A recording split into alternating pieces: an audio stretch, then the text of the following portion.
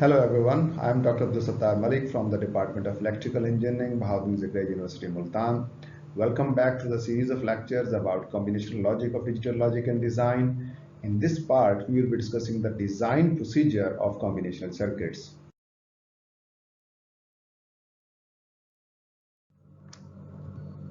The design is to derive a logic circuit or a set of Boolean functions from the specifications of the design objective. The design procedure involves following steps. Now, from the specifications of the circuit, we determine the number of inputs and the number of outputs, and then we assign a symbol to each input and output. Then we derive the truth table that defines the required relationship between the inputs and the outputs. This is the second step of the design procedure. During the first step, we determine the number of inputs and number of outputs of the required circuit, and we assign symbol to each. And during the second step, we derive the truth table that defines the required relationship between the inputs and the outputs. During the third step, we obtain the simplified Boolean functions for each output as a function of the input variables. So in this step, for each output variable, we determine the simplified expression in terms of input variables for each output variable. And during the last step, we draw the logic diagram and verify the correctness of the design either manually or by simulation.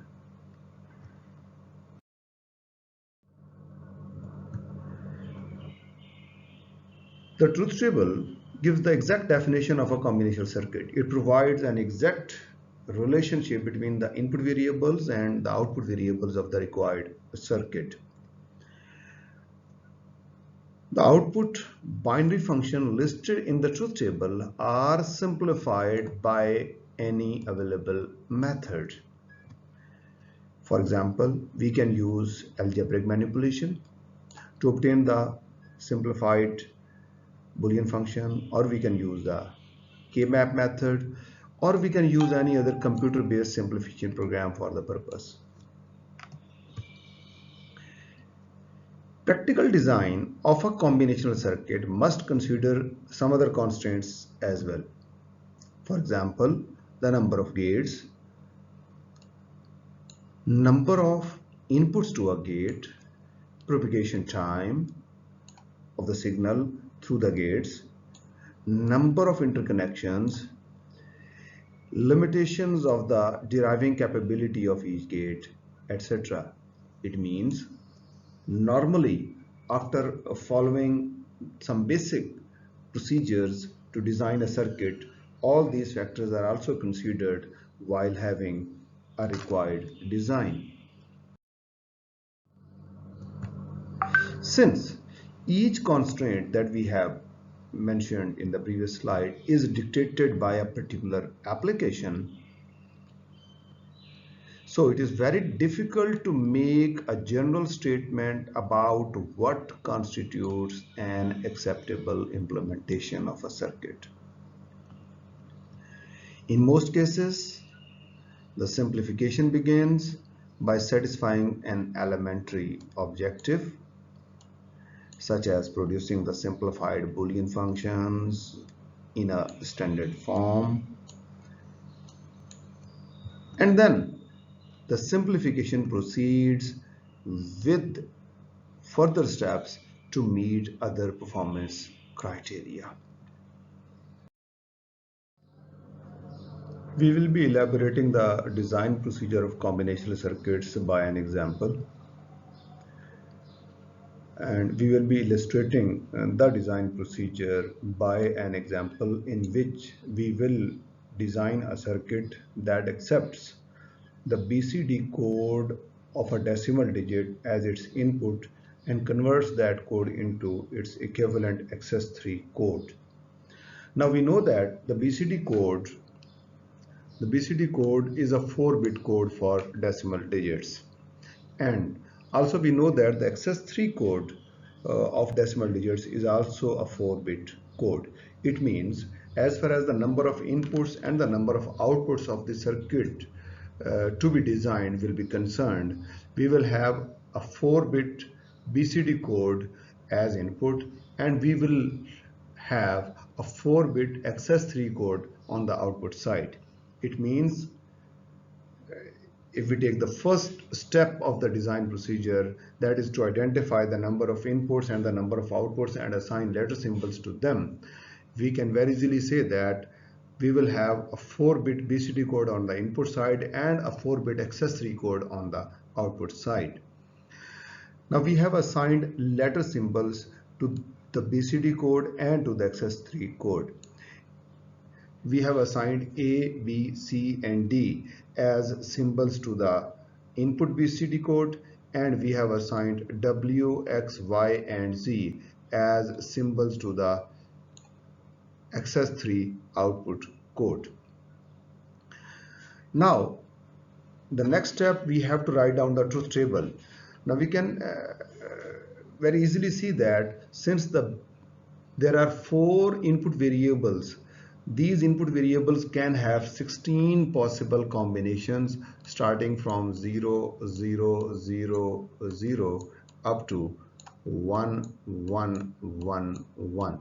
But since BCD coded only uses 10 combinations, and since there are 10 decimal digits, and in BCD coding scheme each decimal digit is replaced or is coded by its 4-bit binary equivalent number, so we will be using only 10 input combinations of the 4 input variables starting from 0, 0, 0 up to 1, 1, 1.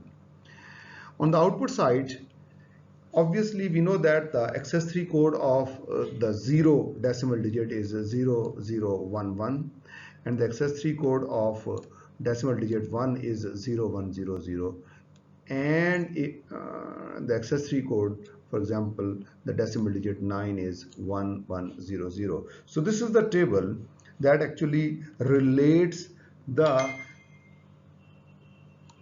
input variables A, B, C, D with the output variables W, X, Y, and Z. And we have to keep one important point in our mind, that there are 4 input variables A, B, C, and D, and they can have 16 possible combinations, but we are only using 10 out of those 16 combinations. We will see later at the stage of the simplification of the output variables expressions, we will see that we will mark the remaining unused 6 combinations as don't care conditions. So having completed the first 2 steps, to write down the Boolean expression for each output variable. Once again, we have reproduced the table that we have created during the first 2 steps, and here we have written the K map for the first output variable, that is W. Now we can very easily see that we have taken 6 don't care conditions, and these are those 6 combinations which are not used by the BCD code. For the remaining 10 combinations, as we can see from this table, that for 5 combinations starting from 0, 1, 0, 1 to 1, 0, 0, 1, we need to have 1, and for the first 5 combinations the value of W is required to be 0. So what we have done, we have marked the 6 unused conditions and the 5 combinations M5, M6, M7, M8, and M9 as required to be 1. And then by using our knowledge of the K-map simplification, we can see that we have an octet over here, and then we have a quad over here, and then we have yet another quad over here, and the simplified expression for W comes out to be W is equal to A plus BC plus BD. Similarly, we can write down the expression for X, for Y, and for Z. The expression for y comes out to be y is equal to cd plus c complement d complement. Similarly, the expression for x is equal to b complement c plus b complement d plus bc complement d complement. And lastly, the expression for z is equal to d complement. During the last step, having the simplified Boolean expressions, and after having a little bit of algebraic manipulation to reduce the number of gates, we will draw the logic diagram. And here it is, the logic diagram. This is the circuit, this is the required circuit, and if we take it as a block, we can see that we have designed a circuit having four inputs A, B, C, and D, and four outputs W, X, Y, and Z. And this circuit will accept the 4-bit input value and will convert it into the required output value. And keeping in view the dynamics that we have taken into consideration while designing the circuit, this circuit is actually converting the 4-bit BCD code into a 4-bit XS3 code. So what we can do, we can just make it a package, and we have named it as a circuit called BCD to XS3 code converter, having four inputs A, B, C, and D, and four outputs W, X, Y, and Z. And this is the required circuit which was to be designed. Let's take yet another example of the design process of the combinational circuits. Let's design a half adder. We will elaborate later why we are naming an adder as a half adder. So we will design a circuit. A half adder is a combinational circuit that performs the addition of two bits. It is called a half adder. So a circuit that adds two binary digits is called a half adder. This circuit needs two binary inputs and it will have two binary outputs. The input variables designate the augment and the adjunct bits, and the output variables will produce the sum and the carry.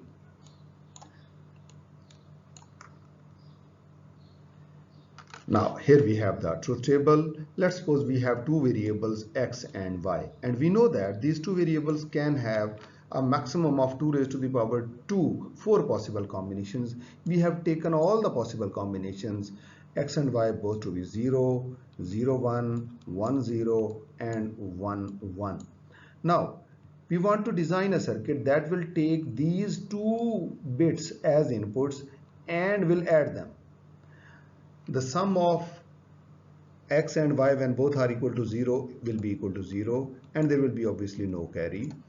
When x is 0 and y is 1, the sum will be equal to 1, and again there will be no carry. When x is 1, y is 0, the sum will be equal to 1 and there will be no carry. And when both x and y are equal to 1, we know that the sum of 1 in binary and yet another 1 in binary is 0, and there will be a carry. So this is the table that is actually relating the relationship between the two output variables sum and carry to the all possible combinations of the two input variables x and y.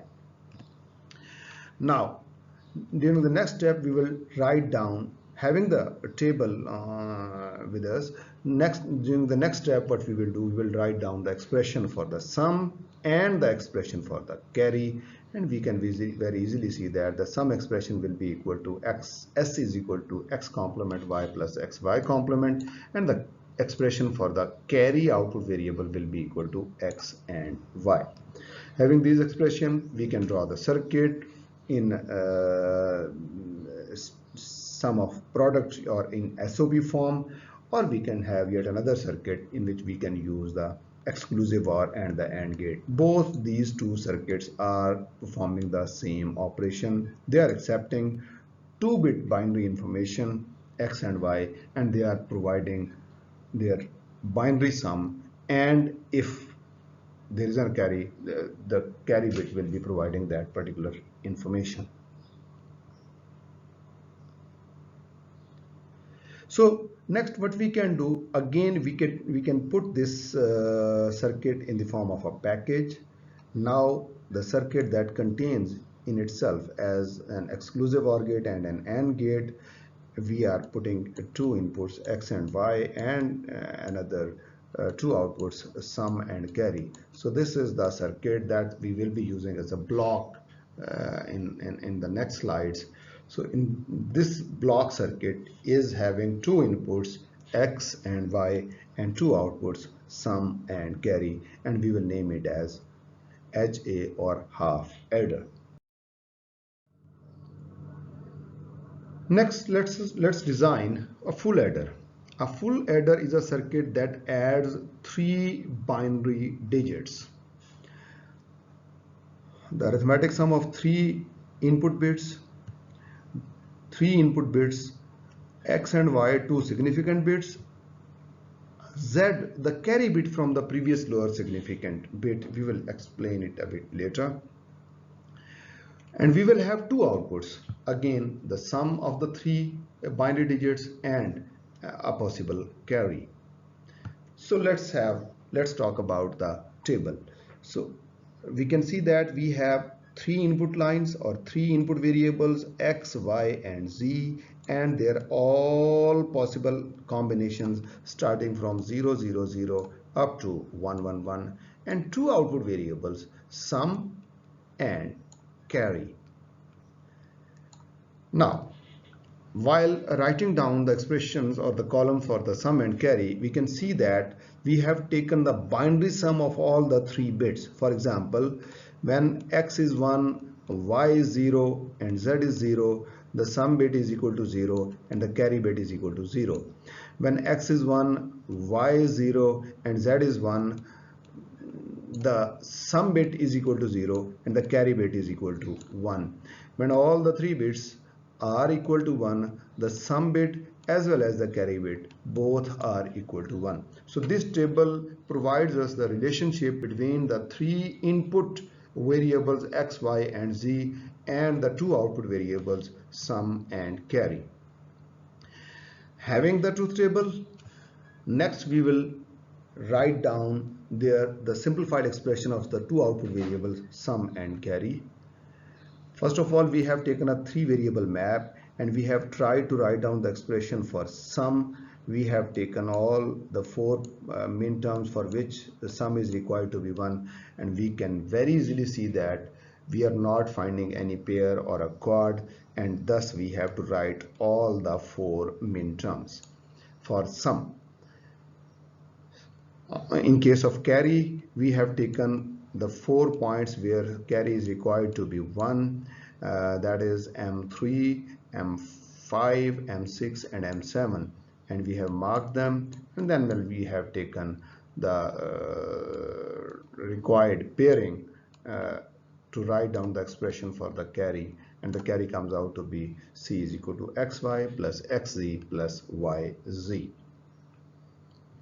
Now, having these simplified Boolean expression, what we will do, we will draw the circuit diagram.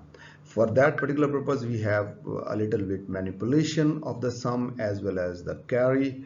So this will give us two different variants for the implementation of the full adder circuit. This is the circuit in standard SOP form, sum of products form for sum, and this is the circuit in standard sum of product form for the carry. And there is yet another implementation of the full adder circuit in which we are having a circuit by using exclusive OR gates and AND gates and yet another OR gate. We can see in this particular circuit that we have used a 2-bit exclusive OR and a 2-bit AND gate over here, yet another 2-bit exclusive OR and a 2-bit AND gate over here, and thirdly we have used an OR gate over here. And we already know that a 2-bit exclusive OR and a 2-bit AND gate, the combination of the two actually constitutes a half adder. A half adder is actually made up of a 2-bit exclusive OR gate and a 2-bit AND gate. Since we are using two half adders, or we are using two 2-bit exclusive OR gates and two 2-bit AND gates and yet another OR gate. So that is why we name a 3-bit adder a full adder, because it uses or it can be implemented with the help of two 2-bit adders or two half adders. So that is why normally a full adder or a circuit that adds actually 3 binary digits or 3 bits is called a full adder, because it can be implemented with the help of two circuits or two block circuits of which are actually used to add two binary digits or half adders. Again, we can encapsulate the full adder circuit either using this configuration or using the SOP configuration as a package. We put it as a package and we make a block of it having 3 inputs, X, Y, and Z, and 2 outputs, sum and a carry. So we will be using this block diagram of a full adder for yet another expansion of the circuits.